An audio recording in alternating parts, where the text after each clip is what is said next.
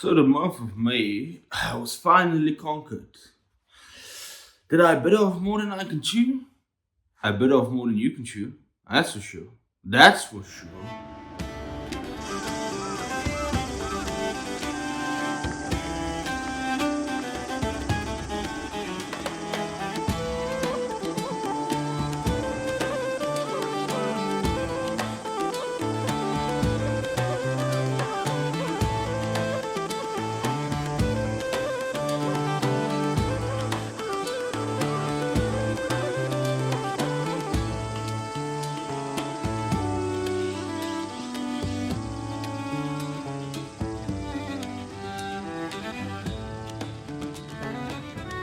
Ladies and gentlemen, miscreants, mollifiers, welcome to the show.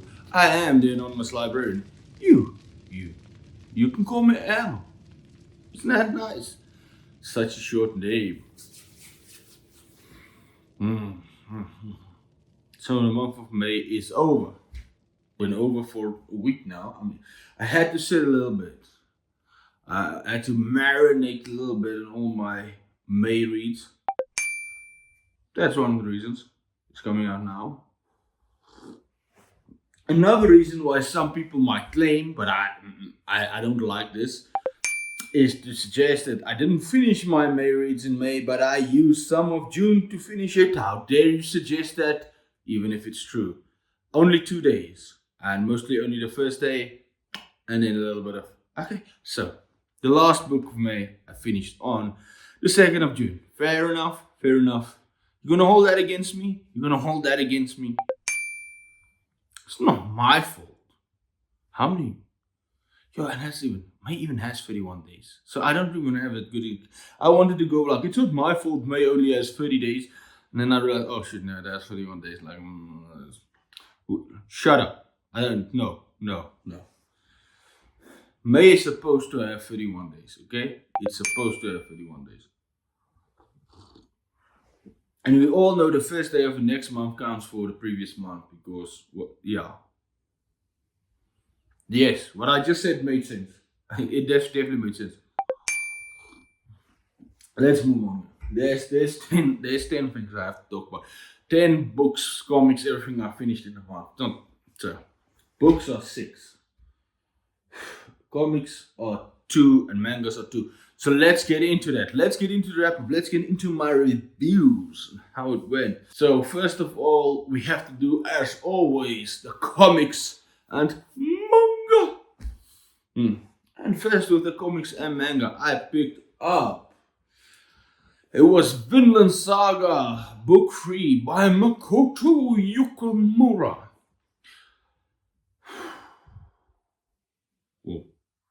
Ooh. What made this one a little bit different than the book 1 and 2? Book 1 and 2, both have, there's always like this big event somewhere in the book. And it like, I won't say everything goes around this big event, but there's always one big, and then there's a lot of smaller events. And book 1 and book 2, the biggest event, like the biggest battle or whatever, it happened early in the books. And it's never, and then the smaller stuff happened later. The fallout of those whatever happened and other stuff happens later on.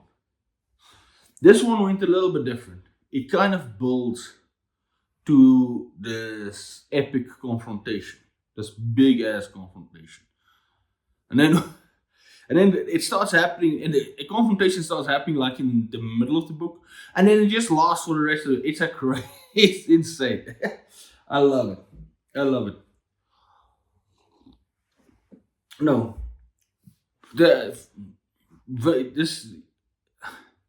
maybe this one had less happening than the previous two, but what was happening was so significant and important that it was worth taking your time with.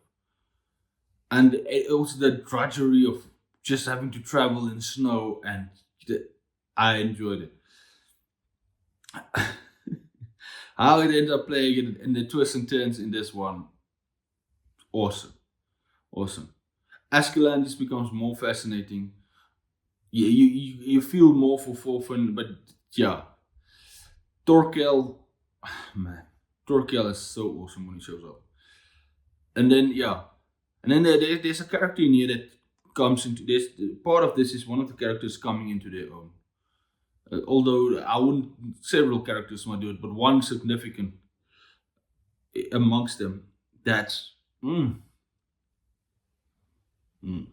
just the realizations and acceptance of who he is and what he is. Uh, yo, I don't want to spoil. That's the thing. I don't want to spoil it, but it's such a great moment, and you just feel it, and it's like that's awesome moment. It equaled the first two books easily, and then just give you that bit extra. And because you've been sitting with these characters and you see where they're going, it just feels that bit more special. Man, Makoto Ikomura and what he's pulling off with Vinland Saga, or what he has pulled off with Vinland Saga. And I want to see, I'm enjoying it so much.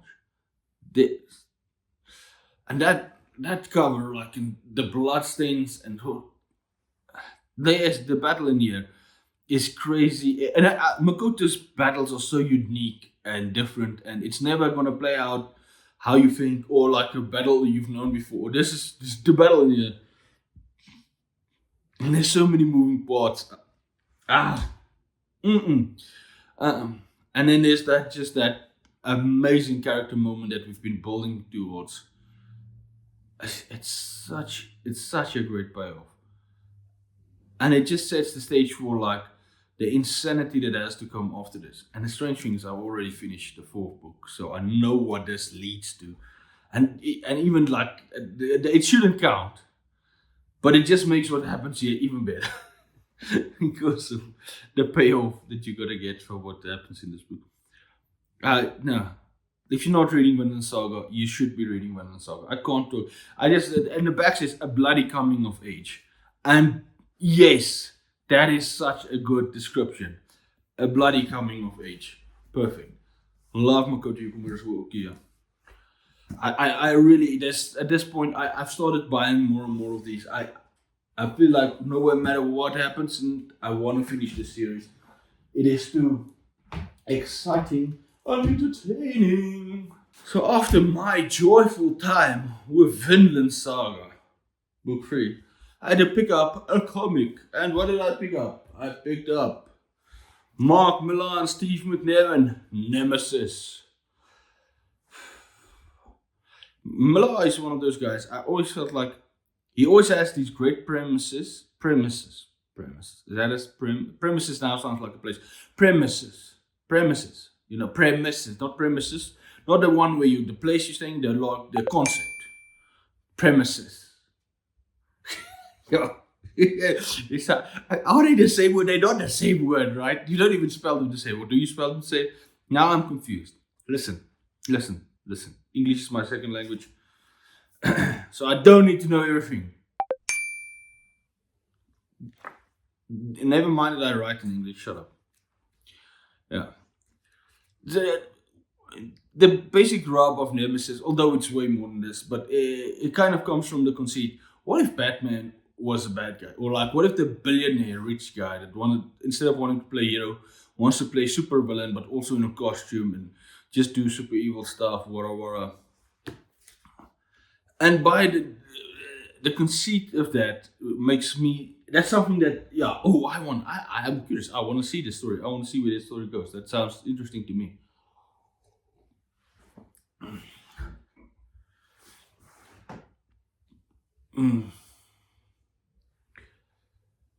I felt it feels a bit rushed at times, but then by the end you understand why that was. This is for me one of Millar's lesser exciting, and McNevin is clearly a great artist. Now I'm gonna say I don't. The art in here feels kind of off-putting and sinister, but that's the kind of the point. I'm pretty sure that's the point they were going for. They wanted it to be a little bit off-putting, sinister, and that he definitely achieves it. The characters seem like insanely intelligent, more than but that's fine. You can do that. You can do that. That's fair enough. but it did feel like the development wasn't there for all the payoffs we got. But I think I think this book is really meant to be a setup for the series further. Now, but that's then great. But even though I like a lot of it, let me say it, there's a lot to love here. I ultimately didn't like it enough that I feel like I'm definitely going to pick up the next book. If it falls into my lap, I'll take it, I'll read it, I'll enjoy it. But I don't think I'm going to spend my cash to go get more of these books. No, maybe if I sit longer with it, maybe it will stay online. There was one specifically, the fights and stuff I really enjoyed. They were really well done, interesting. And some of the reveals later on, that's interesting. I like what you're doing here. This is an interesting, what this might be. But they felt something missing for me. Like it was just a little bit too fast. And that is a Miller thing. It's a good thing and a bad thing about him. Is he wants to tell you the story. He wants to get to the point. He doesn't want to, spin his wheels to get fine to the point. So when he's going to give you a comic, he's going to try and get there to the point. It just felt like he rushed it a bit too much. Where like with Jupiter's Legacy that I was reading the previous months, I felt that was I really enjoyed Jupiter's Legacy. What he did there, and I thought like he gave himself just enough room to breathe a bit more while still getting to that story and telling it quickly and efficiently. So yeah. If you've liked some Mark Millar's stuff, I say pick this up. This is a good thing to check out and get in. And maybe you're gonna like more than me. I can definitely see how some people this will be their favorite. The concept of this, I kind of felt like it should have been my favorite. And there's a lot to love about this. There's a lot to love. I really like some of the let's say alleged backstory of the enemy of Nemesis. And the stuff there, like that, I found that very interesting and fascinating. And how it related to the main cop that's in here. I enjoy that stuff. There is one thing that it happens in the last volume, I think, or the second. It was such a like, what really? You want me to believe that? Okay, that is a stretch too far. That is, it's not even. And I felt like it doesn't even seem like something that was really necessary for the story.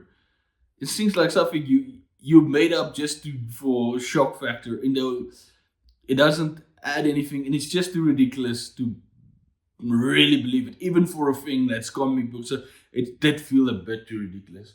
But I'll always say this: I'd rather take a swing like that. I'd rather take a great swing and it doesn't quite work than just some battling. I mean, at least that will stay in my mind. I'll remember that forever, even if it's not didn't like that specific thing that happens.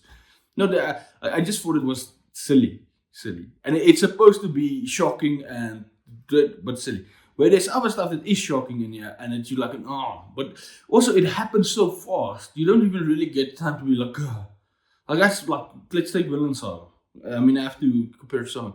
Vinland Saga really takes your time, so when it happens, it really hits you. It feels like it rushes too much into it. Yeah, that was. It's always like the stuff I love. I don't have that much to say about, so I love it, and the stuff I kind of like, but I had problems with. Yeah. So after that, I picked up another manga, and it was of course One Piece Volume 4. And it's all the Black Cat Pirates, Captain Coral on the front. Might be a spoiler just saying it. Who cares? It's been out for 20 centuries. I don't know if I can spoil anything for anybody about One Piece because it seems like I'm the last person on earth reading this. But yeah. So this was the one that was going to be interesting for me to read because it was around this volume when I was watching the anime, the stuff dealing in this volume with the anime, that I just like, no, I can't watch it anymore. This is getting, I'm not enjoying this. This is not something I do. So I gave up on the anime. But I thought, I did like the original parts so well, like that's before this. I still wanted to give the story a chance and say, maybe just read it. Read it. I could probably get through that stuff faster and the problems. And I love reading. I love manga. I don't know why the coffee's doing that to me this morning. this is what makes this so interesting for me is some of my favorite things are in here that comes up so far. But then also the stuff I like the least, that annoys me the most in that game. Like, first of all, I really do enjoy Captain Kuro. I feel like he's a real scary menace. He really feels dangerous compared to the enemies we've gone before. And then maybe my favorite character is Django, the hypnotist guy, bad guy that works for Kuro, and is like in the captain in Kuro's absence. He's such a silly, crazy character. I can't help but enjoy him. It's so much fun.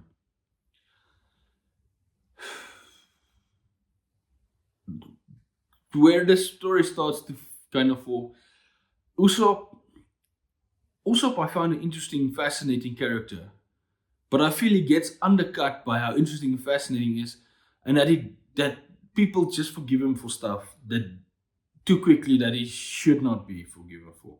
And now maybe this will be justified later, but here it hasn't. Like Luffy and Zoro, not Zoro, just go with it. While and they're just like, no, it's okay. We know you're a good guy. And I'm like, what? No, what do you mean? No, this guy has proven that he's not a good guy. What are you talking about? It's annoying. Then you can't just give it to him that easy, like, and then support him. And then and they can still be forgiven because they don't know him that long. But then like Kaya annoys me. I'm sorry, she becomes really annoying. How she's flippity floppy. Like she's like, no, your feelings were justified, and now you're going back and no, I shouldn't do it. And then the three kids, Usopp's pirate crew. I didn't mind them so much in the early because they were better for me than they were in the show in the early parts. But later on, they really become annoying, and I just don't like them. And then also the Black Cat pirates, the pirate crew, like none of the main characters. When there's a big battle, it's like everybody's overreacting to every little thing. Every second frame is just people. Wow, I can't believe that's happening. Like, have you guys never experienced anything in your life? No. And it's so much of it is dealt in that. And it takes for me a little bit away from like the really cool stuff like Luffy and Kuro squaring off, Zoro's squaring off with the Meow Meow twins. That's all awesome stuff. Django and his craziness. But now, yeah.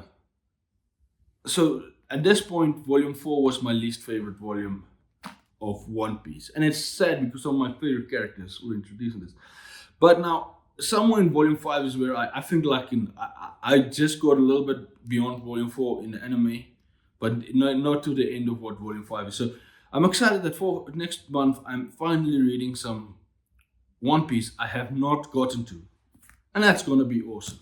So my least favorite volume so far on One Piece, but there's a lot to love, especially in Captain Kuro, Django, and that type of stuff. That part of the story. So then I still had some time. I went back to a comic book, of course, and it was to my happy place, Saga Volume 4. Saga Volume 4. Oh.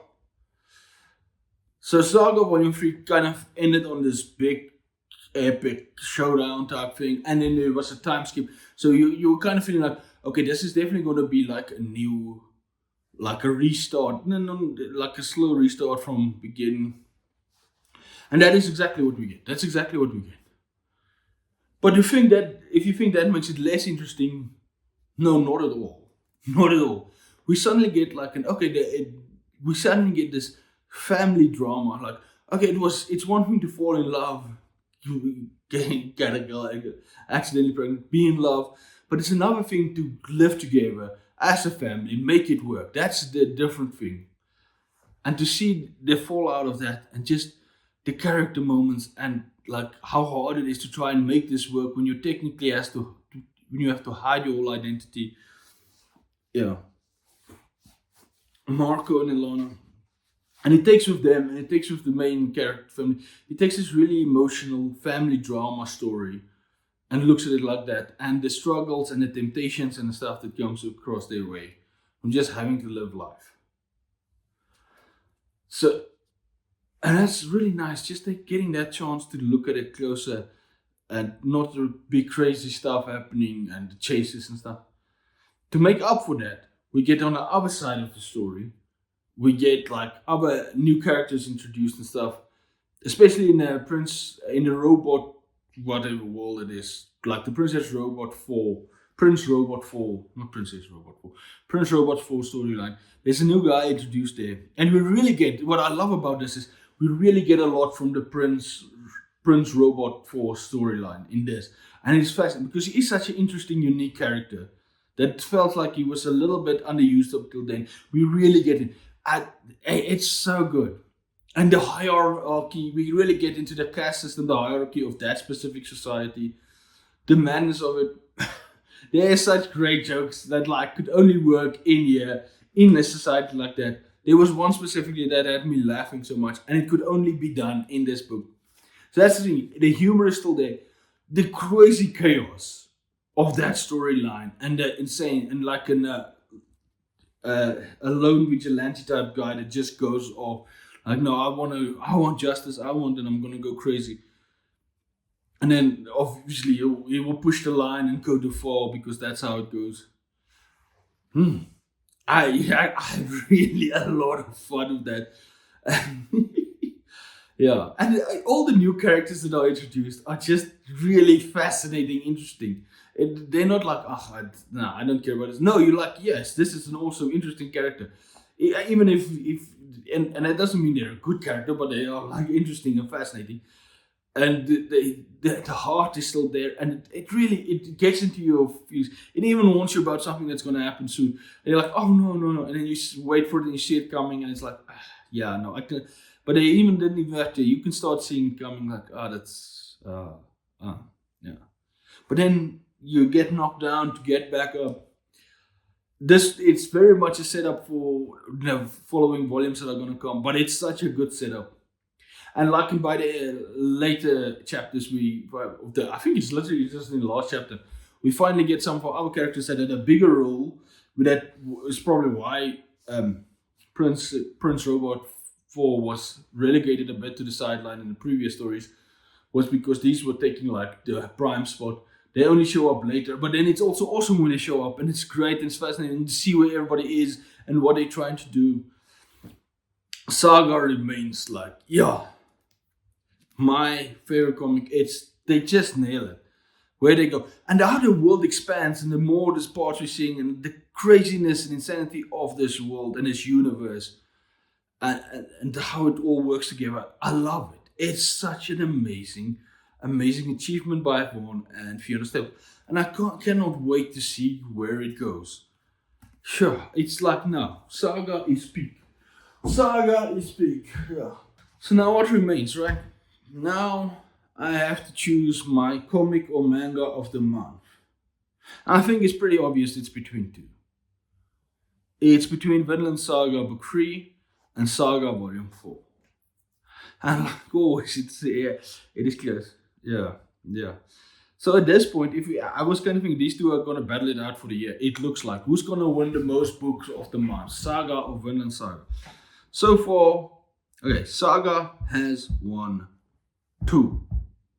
There's only 1 month, and that was January, that not one of them won. Stop like this. I want to do this. Boom. So they could just cut that part out where I pull the shit down. That's awesome. Okay. Only the first month because I didn't read either Saga or Vinland Saga in January. But since February, I've been reading both. And not every month. So February, I believe it was February, I read Vinland Saga and it won. March, I read one of Sagas and it won. But then I was like so enamored with both. I said, no, I have to read one of each of these. So yeah. So April was the first month I read. So I read the book 2 of Vinland Saga and volume 3 of Saga. And then Saga won that month. It was close, but Saga's volume 3 was just insane. And then, so now we have so it's a kind of 2-1 Saga at the moment. And this month how it is between Vinland Saga and Saga. And it is such a close race. But okay, I don't know which one won, but it was so close. But it is Vinland Saga Book 3. And it really is, they're even in everything. But there is a moment here that's both on an epic scale and on an emotional character scale that is so unbelievable. It's rewarding and awe-inspiring and amazing and just like, wow. That it just tips it over and it gives me, it has to be Vinland Saga Book 3. What Makoto Yukimura did in here and what he'd been building and it'd been built, the seeds for what happens in here was set in Book 2 specifically. And how it works with other seeds and stuff like that had already been taken from Book 1. Exceptional. It blew me away. No. And the pathos that moment caused and like how it played out, it had to be. This month it just had to be Vinland Saga Book 3. So congratulations. So now we are. So if you're counting now, that's 2-2. Is anything gonna come along and throw a wrench in the works? There is one specific one that I'm definitely reading later on here, a comic book that I think could mess up with these two, but for now it's Saga and Vinland Saga duking it out. I'm loving it. So from there we had to move on. Let's move on to the non-fiction. The books in non-fiction. What was a non-fiction I've read for the month of May? Finished two. The first one I was reading was Cinema Speculation by Quentin Tarantino. If you like Quentin Tarantino's movies, you're gonna love this book. Because you really have his voice in there. And he goes, it is so much fun. Just him talking about movies and the little bits and giving you the little bits of bits from behind the scenes and stuff. And this is all based on 70s movies. I think it like until the early 80s. And it's like his formative experiences in cinemas and how that was and what he thinks of those movies. Stuff. And there's a bunch of movies in here that it's made by people that are famous, but I didn't even know about those movies because they didn't necessarily stood the test of time the way that others did. But then when Quentin talking about it, it's so interesting and why they didn't necessarily work and what was the issues. Really funny as well. Really funny, strangely poignant at times. Things come around like explaining. One of the first chapters deal about the movie Bullet, and reading that was so what Quentin was saying and everything, and said, "Oh, I have to go watch this movie. It sounds so cool because I've known about Bullet, but I mean, it's like I never how good it is, but I never felt an urge to watch it. But the way Tarantino wrote about Bullet in here, I was like, no, I have to go and pick this up. I have to check this out." And it was worth it. Oh man, I loved Bullet. It was so amazing. Yeah. Amazing. And it doesn't pull punches about the stuff and the craziness of the 70s and the era and everything they had to go through. And it's a joy in like the guys, and it's like stuff about Brian De Palma's early movies, Martin Scorsese stuff. Paul Schrader shows up a bunch of times, and it's fascinating. Paul Schrader's stories about like and like how he got censored and kind of screwed over several times during the 70s, even though people were under the impression, there was like you could get away with anything in the 70s. That was not the case. Yeah, man, Tarantino is such. I could flew. This was one of those few books that I had to like literally hold myself back from just blowing through it, and so that I pick it out. It's just so fun to read.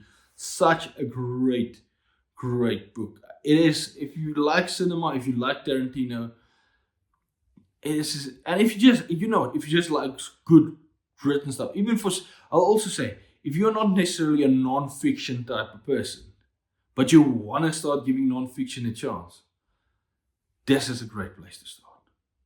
Few are easier to read and more engaging and funny and also emotional and provocative. And the way Quentin talks about story, films especially, but also story and revelation and stuff. And you realize also in here that Quentin was quite, obviously he's an insane cinephile. There are few like him. It's like he and Scorsese that are these insane cinephiles that seem like encyclopedias that know everything about movies. But he's also an avid reader, and about it, and that's fascinating to me. Like in the stuff he read and how it influenced and everything, and the movies based on it, and I really, really enjoyed this. And all the interesting characters of the 70s, and even in and around his life and his unique, strange life. And his mom really, his mom seems to be a really interesting and awesome person. I mean, he's probably not going to badmouth his mom in his book, right? But she still seems like awesome. And such a unique, strange life that where he grew up. You could read a book if you want to, but it does feel slowly. It's partly mostly talking about stories, but you do get this half like slight autobiography about his young life and influences, and some of the influential people in and around him as well at that point. I cannot recommend this enough. This is if I have to go make a non-fiction top 10 list, I think this will at this point, it's definitely going to be on there. The question is how high it's going to be on there. And I think it's going to be pretty high. This was amazing. Pick it up. If you love cinema, if you love storytelling, this is a must read. So now we are done with cinema strictly. And then we move on. What I picked up after that was Trekking On by Denise Reitz. Yeah. This was a great month for nonfiction. Legitimately a great month for nonfiction. So this is kind of the sequel to Denise Reitz's Commando. Commando was his journal of his time in the Anglo-Boer War, the 3 years in the Anglo-Boer War. As a youth, he was 17 when it started, and those 3 years. This takes up after that. Now, I've spoken about this a little bit in my review. This one's called Trekking On in the Company of Brave Men. The original name was Trekking On, a Boer journal of the First World War. But the reason this was changed is because the original 2 chapters of this book was taken out because they wanted to focus a bit more on the war here. And they put 2 chapters from the book that follows up on this one, that gives a bit of the Reitz family history, and put it in here. And it's sad because those 2 chapters talks about, it's the interim time between kind of like the First World War and the Anglo-Boer War and the First World War, and what he was doing that. He had like adventures in Madagascar and stuff. I kind of wanted to know about that. I'm disappointed I didn't get that, but it's fine. It's fine. It's okay. It's okay. I'll survive. I will survive. I'll probably find it at some point somewhere else. But then, so this was mostly to focus on events around the world, World War One, and what Denise's experiences. And I love, as much as I love Commando, and Commando is by far the more well-known book, because, and I think the reason for that is that Commando is one of the few journals about the Anglo-Boer War, whereas the First World War has endless journals. And this is not the most unique version of it. So this book never got to the heights of Commando, but it's just as well. It's actually better written. I think he's already shown it's a better writer in here, and the events and stuff are even more fascinating for me than Anglo-Boer. I did prefer this over Commando, and I love Commando. I mean, Commando I kind of read 3 times in a strange way. Well, I listened to it on audiobook once. I listened to an audio series that had a lot of that book in it, and then I read the book as well. So that's how much I enjoyed Commando. I read it as a prelude to this. I really think this is better. What is so fascinating is about how strange the South African story in the First World War was, and how Denise saw it all. First, we're doing with the rebellion that happened in South Africa for the people that didn't want to go to the war. It's, the 1914 rebellion, and trying to overthrow and throw off the British yoke. But then how the government was able to stop it. That's the first part. Very interesting. And that's kind of a fun, silly part. Like, there's a lot of hijinks in that story. Yeah, because you're kind of dealing with your neighbors. And yeah, there is tragedy, there is sad. But it's also very like, we don't really want to fight. We're actually neighbors. We don't really want to fight. We're actually friends and neighbors. We're just on opposite sides of this thing, which it almost feels like a farcical tragedy at times. And there's tragedy in this. Don't forget me. The rebellion has a lot of tragedy, but then it kind of feels silly and goofy at times because you realize they don't really want to fight that much, and everybody's kind of no. Yeah. Then it moves to the campaign that took place in Namibia. Then it was called German Southwest Africa, which is a fascinating.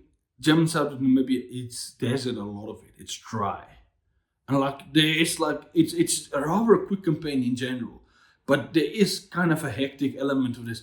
The amount of times the nation is like without water and going and like the thirst is too great stuff, and just by chance, by luck, they find a place where the troops that are fleeing for them destroys the waters and the wells just to make it harder for them. But then they found like one thing that still has water. I mean, interesting, fascinating. Then it moves to the East Africa campaign, which is heavy jungle, malaria, fever, and bushfighting, which is like crazy. I love that part. That part was like so interesting, fascinating. I had an enjoy, and how they trying to beat the Germans there, but ultimately the best they can do is push the Germans out of the area. But also how the animal suffering there, the amount of horses dying from the horse fevers and stuff, the amount of men falling ill, and like the sicknesses were way worse than the fighting by far in that area, in East Africa. Then the Nace obviously is the guy that cannot get enough, so he decides to go to Europe after the East African campaign is winding down, and goes to the Western Front, to the trench warfare. Now, an interesting thing, the Nace is one of those guys, like, he hasn't really gotten injured in the wars he's been in. He's gotten sick. He once broke his leg on a rock, but it was an accident. It was nothing really to do with the war, in the Anglo-Boer War. He was also one of those, he was the guy that survived while everybody around him dies, and he kind of remembers it. It's like, yeah. First, in the trenches, twice he gets so injured that he's out for months, and the ways it happens is insane. The trench warfare, it's such a hectic, crazy, and it's so amplified, and it really does, like, everything that, like, in all the other campaigns he had to go through seems so small compared to just the insanity of the First World War and the trench warfare. And when he talks about how people slowly start going mad there, and the brutality and the amount of people just getting mowed down, and the artillery and the incendiaries just destroying everybody. The amount of times he talks about a shell just landing on somebody and they're gone and they evaporated, and you had to see that happen. It is a harrowing part, and it's also, but then obviously there's always like weird tidbits and funny stuff that even happens there, and how weird the human spirit really is. It is a stunning book, and the Nace rates this book should be way more famous than it is.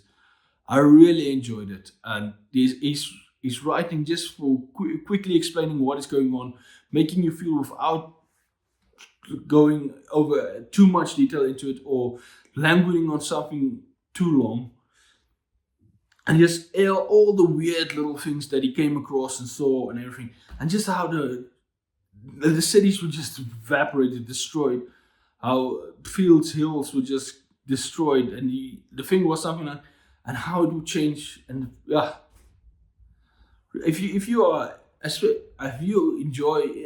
enjoy stuff, and you're curious about the First World War, there's no book that does it better than this that I've read so far. I do now possess. So one of Jan Smits's First World War by David Brock. I'm excited to read that version. But this is for, like, if you want the front line point of view, nobody does it better than the Nace rates.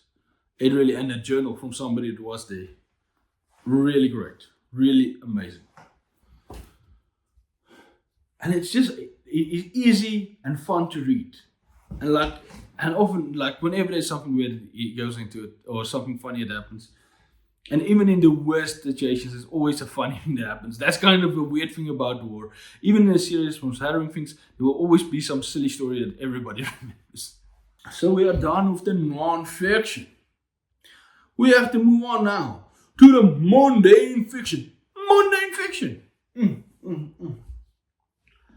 And so this is a book I started in April and only finished in May. Because it is a big boy. It is the Iliad by Homer. The classic among classics. The epic poem about Achilles. And about an epic poem about Achilles sitting in his tent, not wanting to participate in the war because he's angry with Agamemnon. That's the summation of the whole poem. It's a very unfair summation, but it's a pretty good summation for most of us. The hero sits in his tent most of the time. This is a great thing. This is really, in scope, an epic. It is amazing. And this is the Alexander Pope version, so he tried to keep it in, I'm going to try to say that word, iambic pentameter, the rhymes. He tried to keep rhyming the whole time, as it was meant to. Oh, this the big larger-than-life characters like Ajax and Hector. Yeah. Even Helen, when the few times we get to hear from Helen. Paris, it's fascinating. Interesting. I realized how little I know about it. I didn't realize how little I actually knew about this because this doesn't end where I think it ends. No, the wooden horse, is not in the Iliad. This starts 10 years into the Trojan War and ends before the Trojan War is done as well. Because it wanted to tell a specific story about some of the events of Achilles and the actions he did. Although, still, Achilles, for being the main protagonist, features a lot less in the story than you would think. Because he's sitting in his tent, and that's it. I'm going to keep hammering on the fact that Achilles was sitting in his play tent. What Homer did to this, and actually how old this is. It's amazing. It's amazing. And what Alexander Pope did in translating this, awe-inspiring. I can't believe it. And the vivid imagery that it conjures up. And the battles you kind of feel those battles, even though they don't necessarily say so specific and like, he blocked it with this, did like this specific. No, it's more get to the point type of, but it still feels like you're seeing it all. And the gods and all their shenanigans in here. That's so, the gods and their shenanigans in this book. Craziness. Fascinating. And the fickleness of the gods. It's love. I could see how this, Erickson once talked about how it influenced some of his, and you could see that. Especially the conniving gods and how they influence the stuff. You can definitely see it. One of the things that Homer does really well, it's kind of a detraction and a thing that there's so many characters. Like you sometimes they're just throwing names at you, and you're like, I have to reread that just to make sure on which side this person is right now. Because also it's not in the easiest dialect, because I do want to one day read one of the more modern translations where it's just easier, and just so I could you follow it along easier than. But this is still meant to be the poem, the epic poem. Pope translated the poem, and it's amazing. It's amazing. What I do like about it is the way that he can introduce a character that they already tell you, okay, this one's about to die. He dies like this. But then they would give a little bit of his backstory right after he dies. Or a little bit of his backstory right before he ends up dying or something happening bad to him. And yet how they get you to like give this, because these are not just random people getting killed. No, they all have a story. They all have a backstory. And we'll give you their quick backstory here. And you start feeling for these people, and there's all and the amount that if this happens maybe even 100 times, I wouldn't be surprised. But definitely in the high tens. Like it keeps happening to different characters, and that everyone has their own unique story and stuff. That's really, it makes you feel like, no, none of these deaths are just inconsequential and doesn't matter. These people had lives, they had stories, they had families, they were part of kingdoms. And then they die here.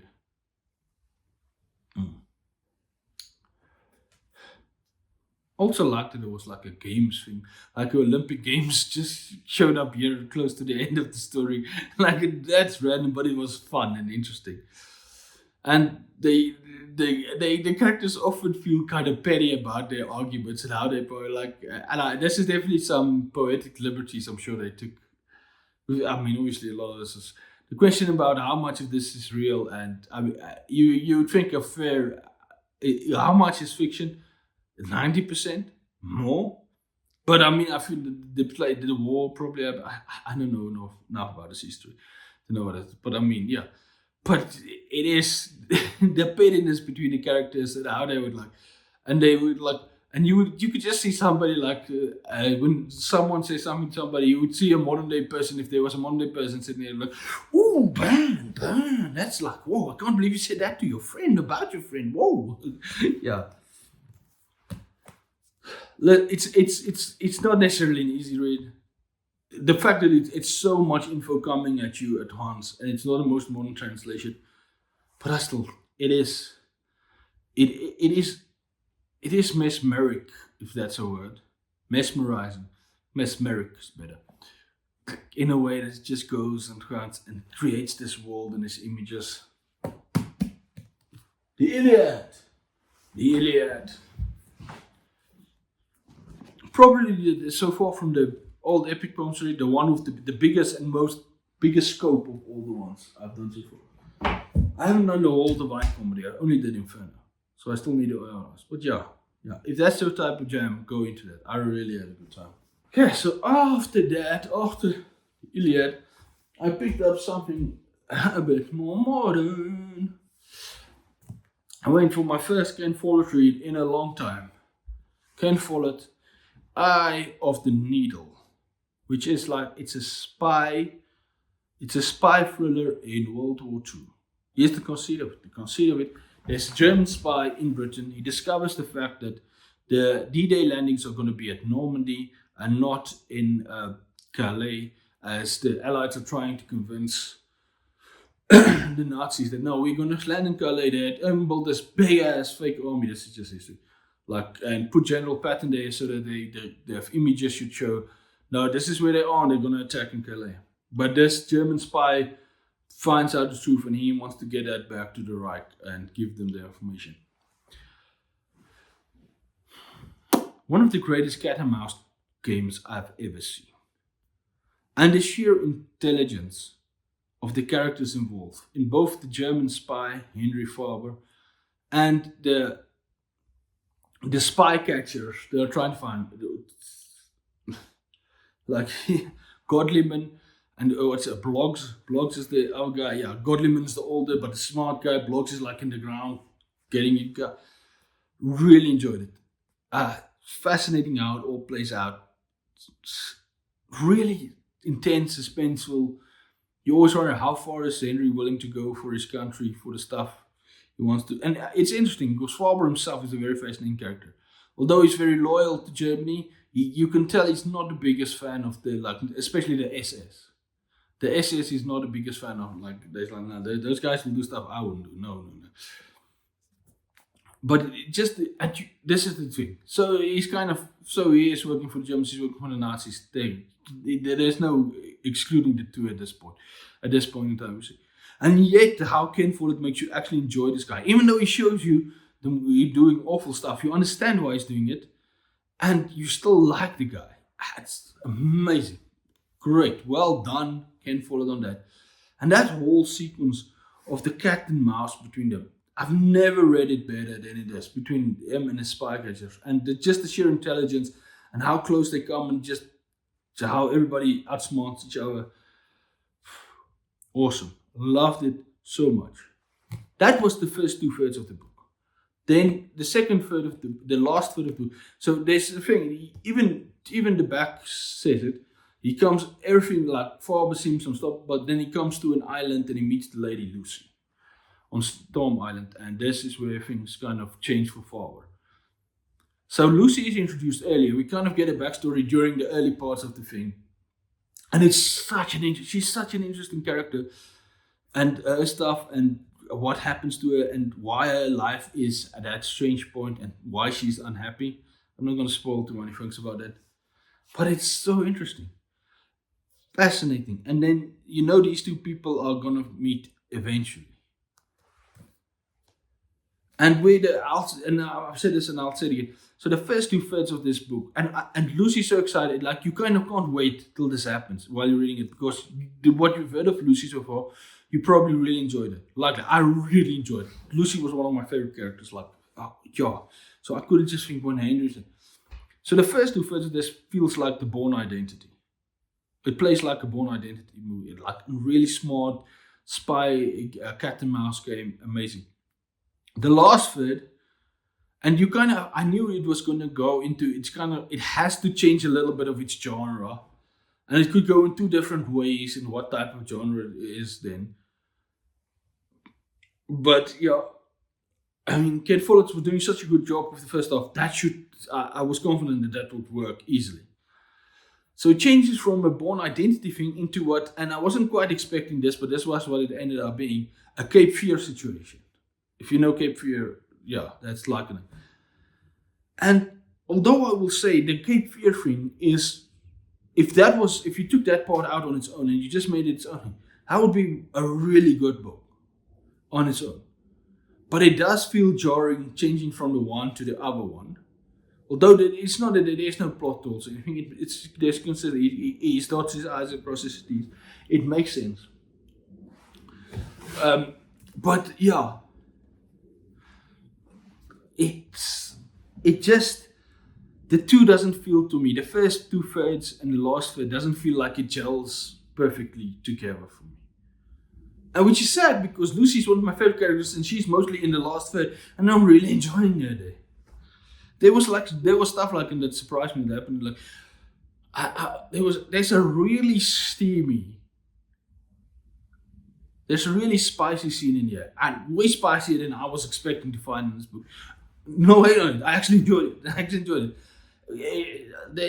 I wouldn't say it's perfect, but I really enjoyed it. I did enjoy it. It was well written and stuff. But it did feel like Follett maybe have written himself into a corner, and he had to force a lot of things into a shorter amount of time than he probably would have wanted to. And it did feel a bit jarring for me, and that did take away a bit from the experience. I feel like if it was two different novels, it would have worked better. Then both would have stand on their own, really. And I feel like the first 2/3 of this I was like, oh, this thing is a serious contender for my book of the month. But then the jarring, and it's like, it didn't feel, I couldn't justify them. Oh. No, and when the Henry Fall makes really great decisions, and he does start to make poorer decisions, especially in the last third, but there's also a good reason for that. He goes through there is a reason. I wouldn't say that it's consistent. The two just didn't feel to meld completely together for me. So while I enjoyed it and had fun, that did take away for me from the story. What I can't deny is that Ken Follett is an exceptionally good writer, and his characterizations and just he had nice humor, really great suspense, everything in there. I will definitely read more Ken Follett. I'm planning on reading more Ken Follett, so I can't wait to get to it. We are done with the Mundane Fiction. So it's time. It is time, everybody, ladies and gentlemen, for the Sci-fi and Fantasy. About time. We're getting there. We're getting to the stuff we love. The first one I picked up for the month was my South African read for the month. Legacies of Obsidian by, there's no author name there but I can tell you it's by Nerine Dorman and Catriona Ross from South Africa. And the art here is by Daniel Higu, which is just, beautiful. I'm taking it the wrong way around. Look at that. Look at a wraparound cover. Wow! Awesome. I was excited for this, but I didn't know what to expect. But I thought this seems like a high epic fantasy from the blurb, or the, what do you call it? The inner flap reading, whatever. What do you call it? I started reading this book, and this was one of the most fascinating reading experiences I've had this year. If not, maybe even the most fascinating. Like, maybe except for for, I would say, Ulysses was a more crazy experience in some ways. And it's not that that's thing. When the first chapters start, it's like, okay, interesting. This was not what I was expecting. This, okay, but it's like, and it starts like, It starts with our main character, Leonard Skylark, as a young kid. And an awkward young kid that will be king one day. But he also has a secret. But that's even in the slab. So yeah, and the secret can't be discovered because then it's going to cause trouble. And you kind of see the world from it's not in first person, but you still kind of see it's third person, but you still kind of see the world through his eyes. He's the main character. So if you're in somebody's mind, you're in his mind. So in the first chapter, it's like, it's in the boy's mind. It kind of feels like the early Harry Potters in a world, but set in what feels like a medieval European kingdom type stuff setting. Yeah. And it's like, okay, this is not what I was thinking. And then we have a time jump in the next chapter. But there's a big event. It kind of always, each chapter goes around a big, especially early ones, goes around a big event in his life. Then we have a time jump to the next chapter. And like, okay, and you feel the writing's a bit different. He's an older, he's seeing the world a bit different now, but he's still a kid. And like, okay, this is interesting.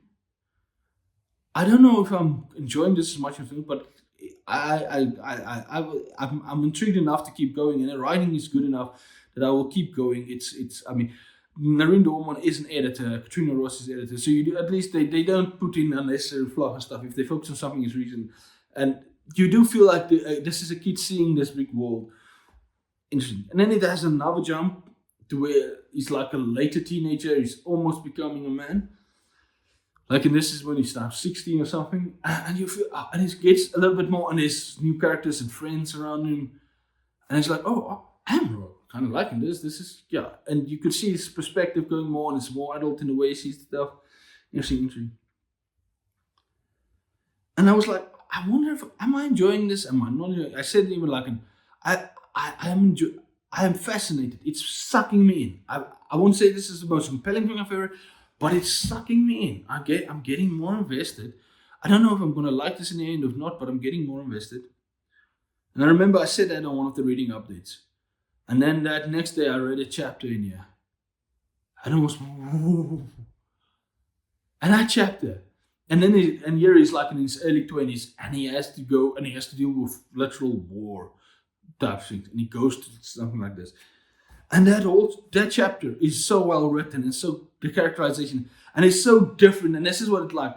It really feels like these different stages and how he sees the world in his life. And then when he's here and he's part of military and how it is, and it's where you haven't even heard like swear words earlier. Now suddenly people are swearing left and right. There is brutal violence. There is insanity. The battles are insane. The characters are, and it feels like the chapter could have been ripped out of A Song of Ice and Fire, or out of Mundane Book of the Fallen easily. It feels like a flawless one. So my fascinating characters. The whole arc of that chapter is so amazing and unbelievable, and it transforms into something. And then it's like, this is what the original one. But now, because you've seen this kid's whole journey, this payoff when he's bigger just hits so much more. So now, okay, I see. You didn't try and grab us in the beginning. You kind of teased us only in the beginning, but you were building the stepping stones so that when this happens, and when he is there, and when he is a grown up and he has to experience the world in this manner, to having seen all of these different events through his eyes. And through the eye, and him being the age that like it, he's always like that. He's acting exactly like a kid of that age, comparing age. So it feels so you can see this how he changes and change. And then that chapter happens, and it's so amazing. And in some ways, that chapter is never quite as good as again, but that turn keeps getting and keeps amplifying, and it's really great. I ended up really enjoying the characters in here, and the stuff, and the reveal, and the world, and the little droplets of the world, and how it is, and I don't want to talk too much about that. But it was fascinating. There is definitely like this, there is this enemy, like in this, like a zombie type thing. What do they call them again? The cast? I think they call them the cast. But it's this flesh hungry zombie-like creatures that just keep coming. That they have to protect the world from the kingdoms from. Allah, if I have to give an analogy for it, the wall in A Song of Ice and Fire to keep out the things beyond the wall, right? Similar thing here, but it's not a wall, it's a swamp. It's a swamp, and it's like old mines they have to go into and stuff like that to fight these kids. That gives it a different flavor, and just that military and that military humor and that jaded sarcasm, they hit it point perfect, and I really like it. And then the second half of this book is just such both a romp and an epic, and just the different stuff and the battles and the new characters, and how the world just from where this kid that just lived in this castle in the beginning and this small world into this big world and this whole peninsula and all the different political sides coming in. By the end I was completely hooked and enjoyed it so much. It's not a perfect book. It's not a perfect book. It's not. I wouldn't say it's up there with any, which is fair enough. Very few things are. It's not quite up there with Malazan and The Song of Ice and Fire. But I feel like it stands like, if not the second tier that's right below them, then the third tier at least, of that really good, really well done. It's better than the average fantasy you're ever going to read. And it's so, the world and the characters, it really pulled me in the end. It's not perfect. There's some things like, yeah, I felt maybe that could have been, but I really loved it. And when I was done with this book, I immediately went to buy the sequel for this. Yes, I can't wait. And I bought some other stuff from both Katrina Ross and Noreen Dorman. So like, no, I want to read more of the stuff. It was fascinating and amazing what they did here, and I can't wait to read the sequel. The sequel to this, Dawn of the Empress, I will probably read in August, and I'm really excited for it. It surprised me, blew me away. Such a unique, interesting structure, and you have to have some patience, but it pays off. Amazing. Really, I cannot. This is my favorite sci-fi or fantasy.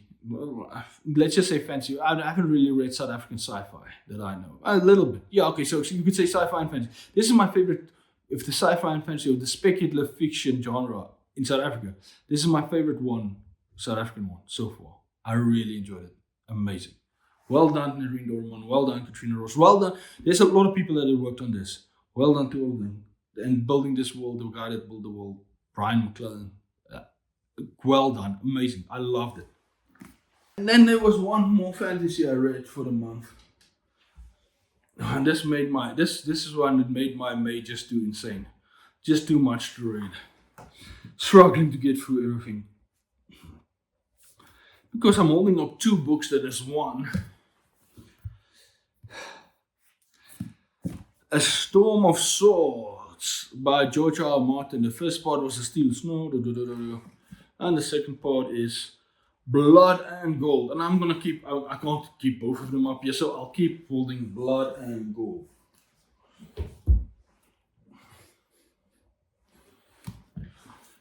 I've always heard like this is the one.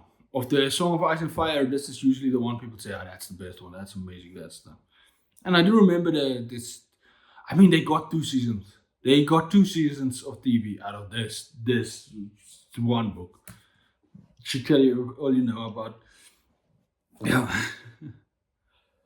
Storm of Swords is everything as advertised. It builds.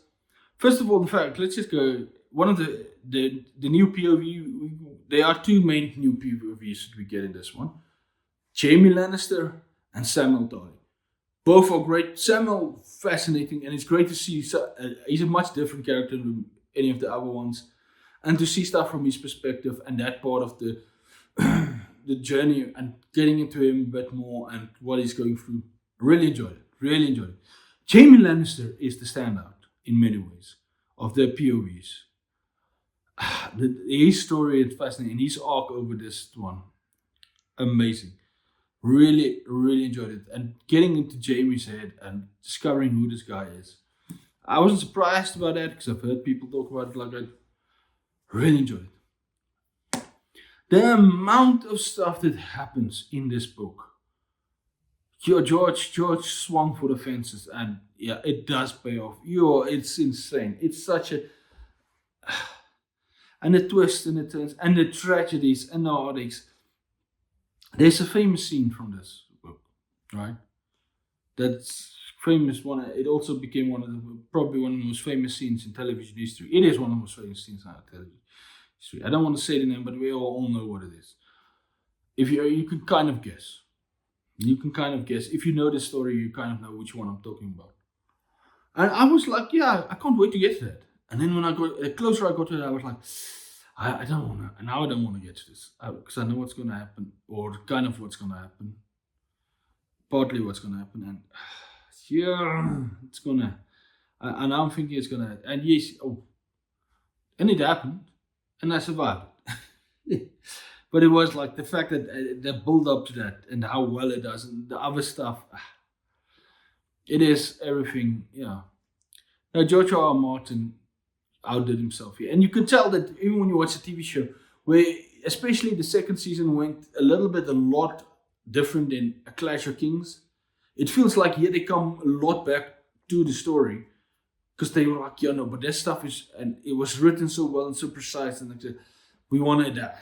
They stick a bit closer again to the story, even though there is a lot left out and stuff. As advertised, so I would say after the first two, and I haven't read that many, especially epic fantasy series.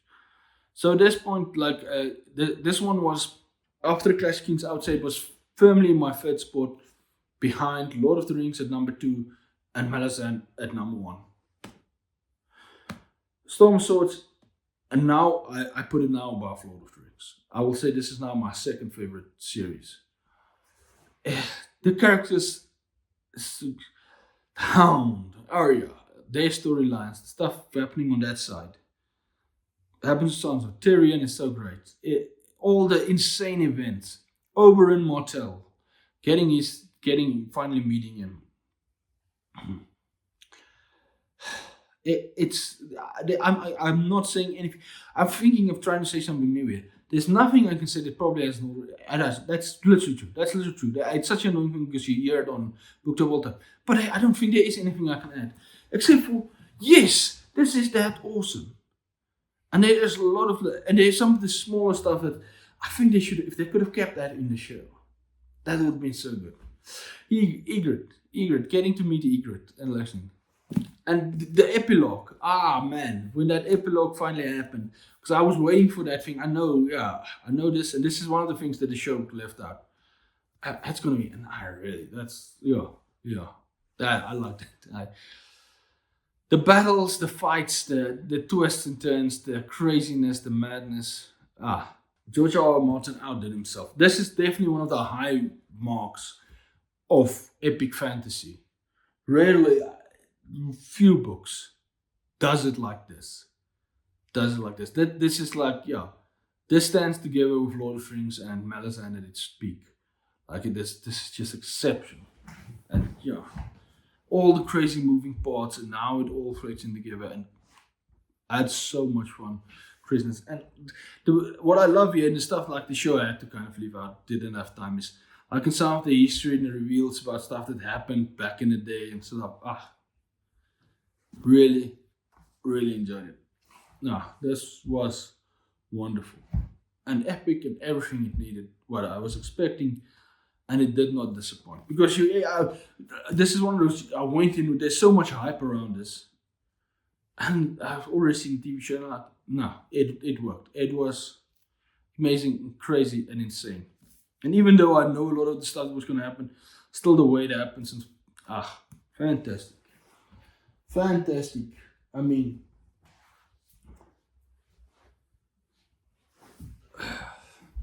epic fantasy, that's about as good as it gets. Okay, so that is done. Yeah. Now I have to pick my book of the month. It's like if I just went with my heart, and then if I was like, you know what, I'm not going to be objective at all. I'm gonna support my people. Legacies of Obsidian, but I can't. It's unfair to do that. I would have loved to give this to Legacies of Obsidian. I would have loved. Okay, I would say I have the needle at a moment there. I have a needle at a moment there where I thought, oh, it could be this. It really could be this, and then yeah, it ended up like still. Although I'll still recommend it if you want some great writing and some great spy thriller stuff. I love the Iliad, but I mean, I don't know. It's as much as I love it. No, I will say this too. The Tracking On was great, but I'm not going to go with Tracking On because I do feel Cinema Speculation was the better of the two, more engaging, and I really enjoyed it of the two non-fictions. And I will say that's enough play. If there's the two books, it would have been between. Has to be Cinema Speculation by Quentin Tarantino or A Storm of Swords by George R. R. Martin. And I was like, so Game of Thrones was like in January. It was in contention for Book of the Month, but it couldn't quite. There was another one. It had a tough month. It had two other books that was just good to fight against, and it didn't come out. A Clash of Kings in March. Also, similar thing. It was a contender, but it ended up no. There was another read. It was just. So now is it? And so far we haven't had a non-fiction get it. So is the Book of the Month finally going to be? Is there finally going to be a non-fiction able to win it? Or is George R. R. Martin or Sean Fassbender finally going to be able to win a Book of the Month? And like and they are so different, obviously. Yeah. And now okay, it ended up being the winner has to be A Storm of Swords by George R. R. Martin. I would have loved to get into this, and it's closer than it should be. It's closer than it should be, but it's still this one is still the one for sure. A different month, I could have easily seen this one. A Storm of Swords is a singular achievement. Let me keep it like. Look how big this is. Look how much this is. This is far over 1,000 pages, and it's not the writing is not like huge in it. There's a lot on it. It's still pretty small writing in there, right? And yet, the fact that I should have just left this for the whole month to read, but Martin's writing is so good, and it pulls you along, so it sucks you in. You just keep going, but it's like really, it feels faster paced than it is, which is interesting. It just goes, and then it get pulled off of all the different twists, turns, and chaos, and everything happening in all the different storylines.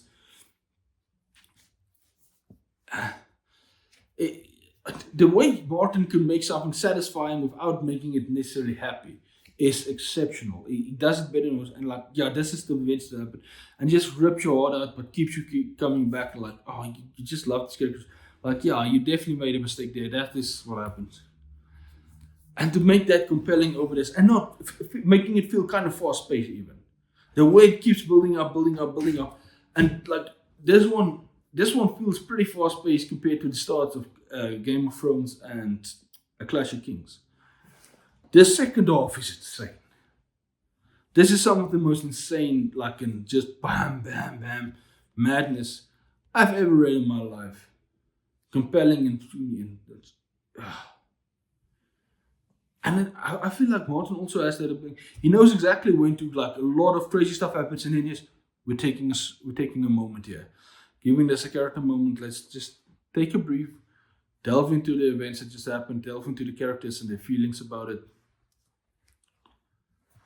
One of the high watermarks of epic fantasy, and deserves everything that's ever been said about it.